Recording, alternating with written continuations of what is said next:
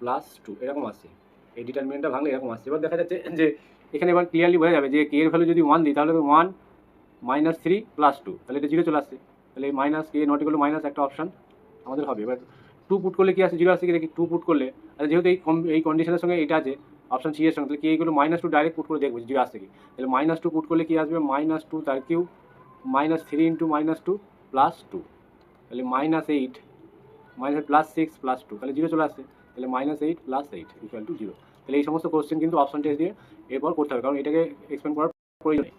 এবার 2 পুট করলে আশা করি 0 আসবে না, কারণ তাহলে আবার এই কন্ডিশনটার সঙ্গে ম্যাচ করছে না। তাহলে অপশন সিটা হবে কারেক্ট অ্যান্সার। এর জন্য আর বাকি অপশনগুলো টেস্ট করার প্রয়োজনই নেই, কারণ এটা যেহেতু ম্যাচ করে যাচ্ছে। ঠিক আছে, এবার নান অফ দিস অপশন যদি থাকতো তাহলে একটা চিন্তা ভাবনা করা যায়। যদিও এক্ষেত্রে এটা ম্যাচ করে যাচ্ছে, তাহলে আমাদের এই কোশ্চেনটার ক্ষেত্রে আর বেশি লেন্দি না করে ভালো, যেহেতু এমসিকিউ টাইপের কোশ্চেন ইজিলি হয়ে যাবে। নেক্সট এই পেজে আর কোনো কোশ্চেন আছে দেখে নিই। এটা হয়ে গেছে, এটাও হয়ে গেল। বেশ, এই কোশ্চেনটাও ইজি কোশ্চেন আছে।